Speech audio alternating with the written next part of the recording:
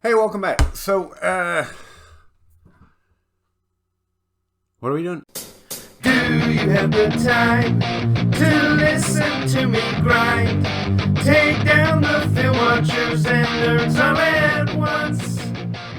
So here's the first thing that I want to make sure I've said. Rookies are the only group of players that consistently score higher points per game in the second half, or even if you break down a season into quarters, and gradually towards the end of the season. So the disappointing rookies so far that showed a lot of signal early, Drake London, Garrett Wilson, if you're interested in them, and you should be, now's a good time to do it, because while they're ranking in the 50th overall or so in points per game, there's a pretty good chance that changes before the end of the season, and in fact, has to for us to keep having hope.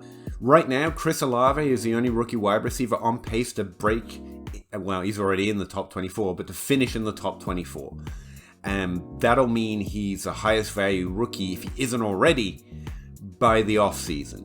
Send a good offer. At tight end position, Greg DeLuch, who's been doing it for 2 weeks now. Again, 2 weeks isn't 6 games, but Greg DeLuch, at least the hype on my social media has been somewhat muted. Right now, everyone wants to talk about Isaiah Likely and if he can produce with Mark Andrews, if they're going to talk about any young tight end. For this week's video, was looking over breakout trends and trying to get an advanced understanding of what they're going to look like when I plug them into the seasonal database, and it's bad. The last season I can find where we had less than 4 wide receivers break into the top 12 for the first time is never. CeeDee Lamb is almost on pace for it in volume. Points per game has just dropped below what I would expect to be a reasonable seasonal threshold of 15. But that's a general guide, and CeeDee Lamb has shown signal earlier. And again, I'll say again, he looked like the most likely top 12 breakout wide receiver I have seen in a while.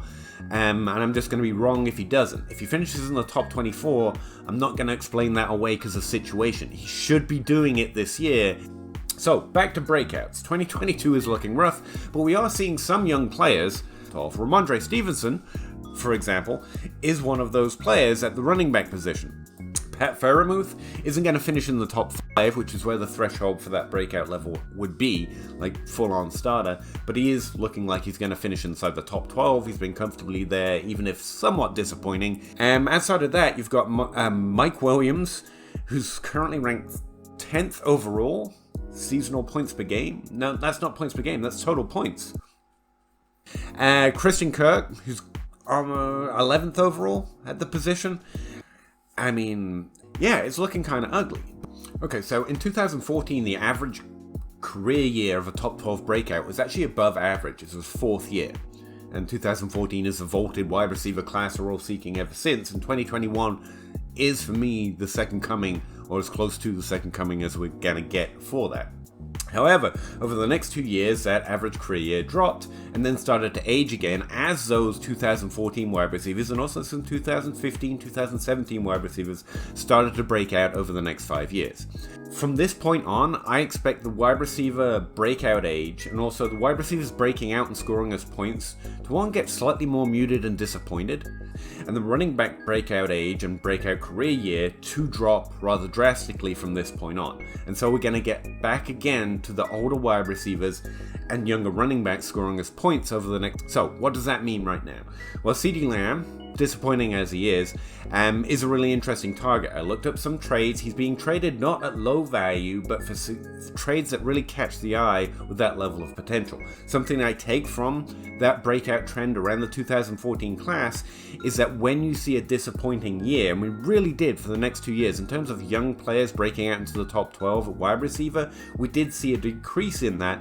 So while we're all hyped about rookies right now and getting increasingly hyped, instead, I think some of these wide receivers who have shown higher ceilings could continue to be those players we highlight for more upside than their ADP will suggest in this offseason. So CeeDee Lamb, even if he doesn't finish the season as strongly as he should, is an interesting target for a team, whether they're building or whether they're trying to compete this year. One, because you've got that potential upside for the second half of the season, and I really expect this time next year, even if we see a slight value drop, because he didn't finish inside the top 12, I do think he can come back and be one of those 4th year breakouts. Be Devontae Smith, who I think people are really underrating how well he's doing in that offense alongside AJ Brown.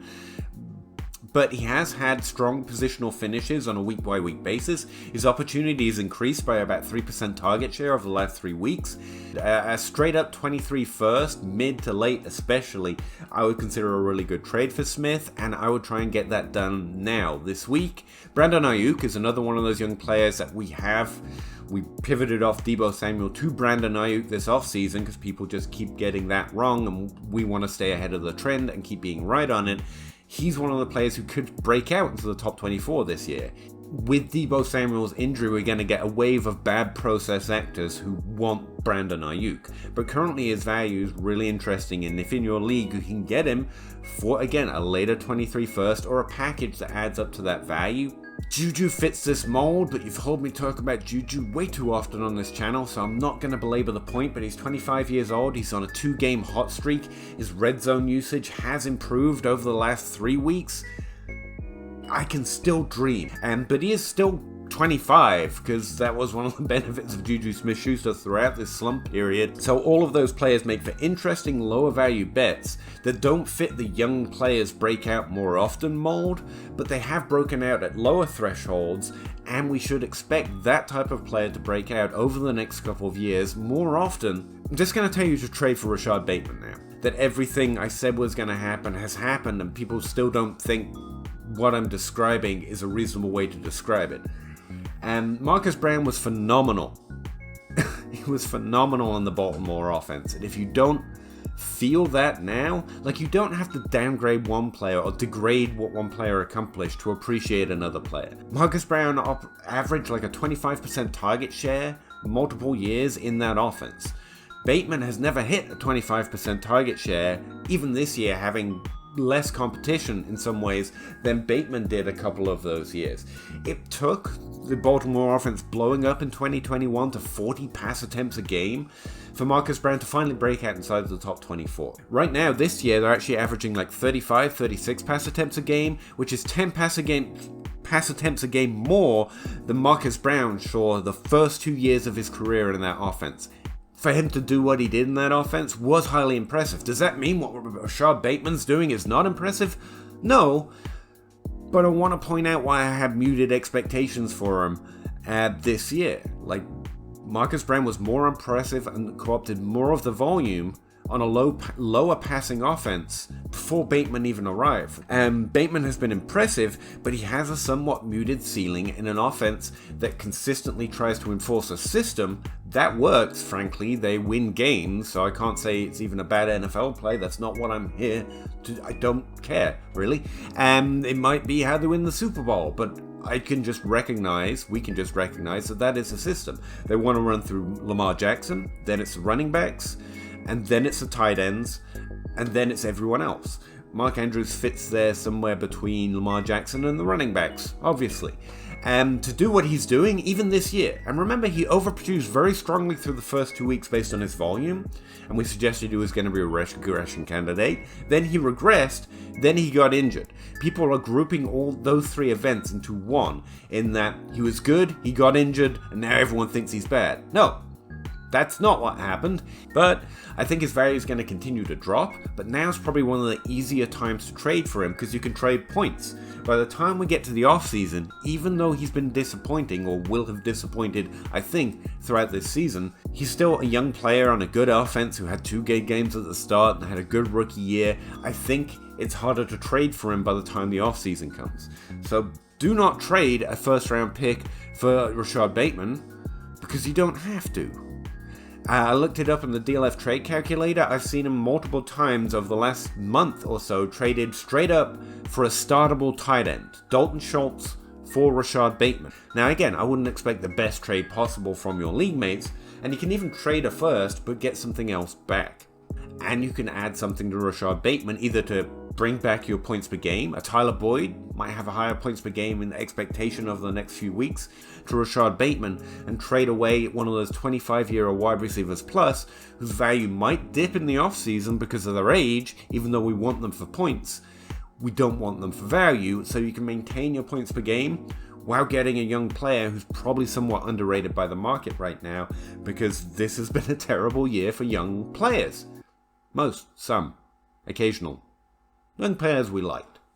And you can, and the trick to that is you can still be competitive too.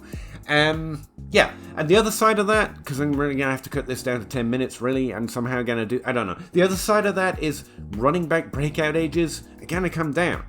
Javonte Williams, DeAndre Swift, even Najee Harris still, even though this is also some rookies, which is again why 2023 draft class is really looking strong, especially when you hear the number of running backs that people have high first round expectations in rookie drafts. Always try to advocate trying to gain value above the field before the field sees it. It's not August yet, so they don't quite have their minds there just yet, while trying to score more points, because both things are valuable and necessary in Dynasty. So yeah, let me know. Thanks very much for watching, and I'll see you again in the next one. Hey, thanks for checking out another video. If you could like, subscribe, comment, that'd all be great. But also check out the rest of the channels and follow my Patreon link to see what I'm up to over there. And the Linktree link, I guess, is going to take you to easy access to my podcast, the articles I'm writing over there at DLF, as well as most of the other things I'm up to. I'd really appreciate it. Thanks very much.